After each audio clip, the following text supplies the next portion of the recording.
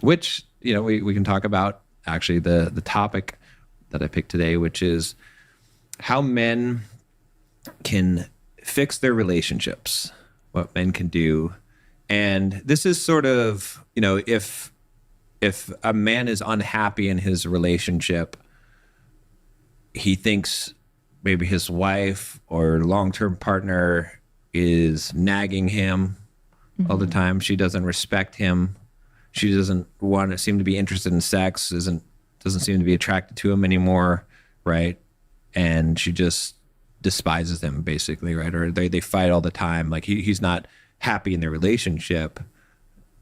I'm going to walk through a 5-step process that I use for coaching guys that I think will help a guy to be able to repair to get what he wants, right? To get the kind of woman that he wants. And all these guys that are usually complaining in the comments are complaining about women, and they don't understand that there is a way to get a woman to act feminine, to respect you as a man, to have a high desire for you, to appreciate you, as opposed to what they're getting. They're getting something that is a result of how they're acting. So yeah.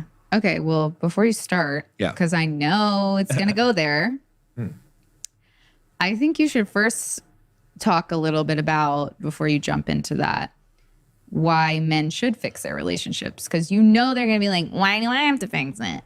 Why do I have to do this? I mean, we did an episode, in all fairness, on The Surrendered Wife, which is a book that a woman should read, every woman should read in a relationship, where she can do some work to fix a relationship. Right. But my belief is that the man is supposed to be the leader. So he's supposed to lead by example. So he's supposed to be the one that's, it doesn't matter what she's doing. You're the one who's supposed to be showing her what she should be doing, and doing it by example, by you starting to do the right things. Right. And it usually only takes one person doing the right thing in a relationship to actually fix the relationship. Right? Well, and it makes sense that the man would do it if he wants to be the leader and the authority, because exactly like you said, right. If you're claiming to be the leader and you want to take charge and you want to make the decisions, right. But the second you get upset or you do something or something happens and you do the wrong thing, that undermines you. Right. You're undermining yourself. Right. Even if it's hard, I understand when people's emotions are hurt or involved and things like that, that it's hard sometimes to still do the right thing that you think you should do. But I think it's important that men need to know that you are the one to fix it because you want to lead and you want to be the authority. And that includes doing hard things in a moment where you might not want to step up and be the bigger person. Yeah. But you have to if you're going to be a leader, because if you're following the lead of somebody and they're like, okay, well, don't get too emotional and don't call me names. But when they get emotional and they start calling you names, how can you trust that person, right? They're telling you don't do this, but they're not doing it. And so I think men need to realize that they have to fix it because that's what the leader would do. That's what the authority would do. Right. And they say that they want a traditional relationship, but I don't think they fully understand that you have to be that man. Yeah. You do. And that's what it's easy for you to understand. Right. But I think that's why when they hear men have to fix it, they're like, well, why do I? But it's if you want to be the leader and you want to be the authority and you want your woman to look up to you, you have to be worth looking up to and a good leader. Yeah. Yeah. And you have to do even more than what you're asking, right? So I've been in many instances where I've been in some kind of position, either at work or even just leading a group of men, and they don't want to do the thing, or they complain about the work, and so what I've had to do is step up and do whatever it is and do it 10 times better and 10 times more. And so, okay, if I'm doing it, then you can, and that's, there was an instance when I was doing software development, and, it's a little technical jargon, but these guys didn't want to write unit tests for the test, which is a way of testing the code before think of it as making sure that it works. You know what I mean? Like Yeah. quality control, right? And they're like, oh, we don't need to do that. I don't want to do that. Like the requirements are too hard. And so I was the basically manager, like the architect mentor guy. And I just got into the code and I started doing the work and I started making unit tests and I was getting the work done 10 times as fast as they were, because they were saying it will slow us down too much. I was like, well, I was getting it done faster than they were doing it, plus doing the unit test. And then guess what happened? I didn't even say anything. I just did and started checking in the code. All of a sudden these guys just start making unit tests and start doing the thing, because they don't want to be, because now they have an example. Now it's like, okay, someone's doing it. Right. Yeah. And doing it 10 times better. So. Right. And do men expect a woman to show them the example? Like you said, with the surrendered wife thing, I'm not saying that women don't have things to work on and that they should be working on. But at the end of the day, you could be a very healed woman and handle things very properly, but that's not going to fix these men.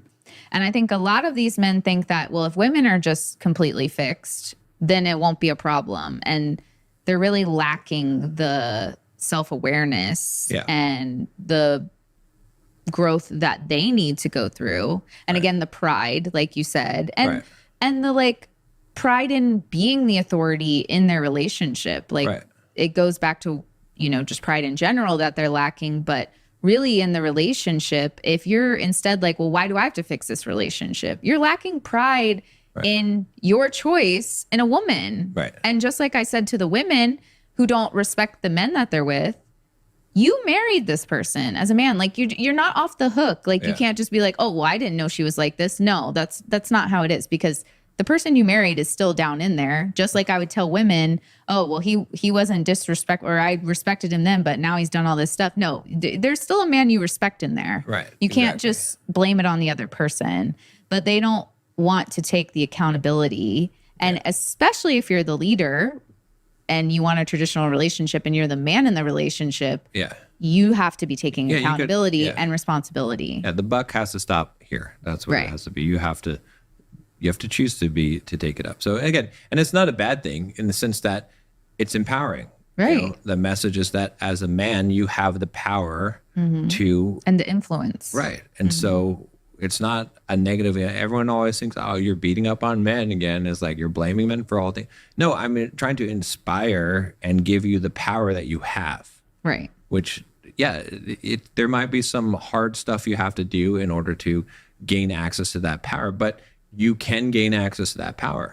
And that's a good thing. Hard stuff's normally worth the outcome. It's not a bad thing.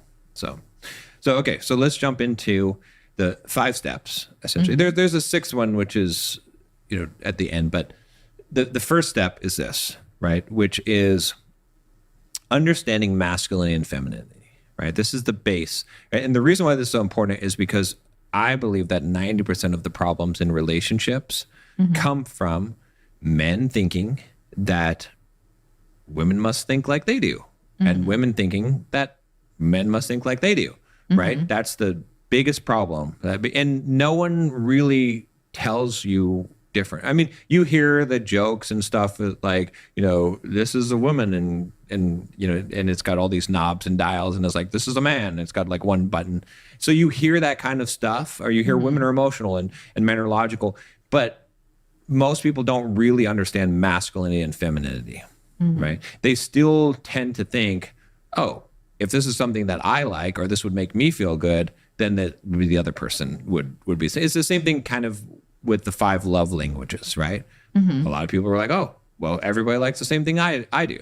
Not true, right? That, people have different love languages, but men and women, the masculine and the feminine, is completely different set of desires, completely different way of operating, way of communicating what's important to them, what's meaningful, all those things. We can get into the, obviously the logic and the emotion and all that stuff too, but it's just, a man has to first start by studying this, by understanding what does it actually mean to be masculine? Right.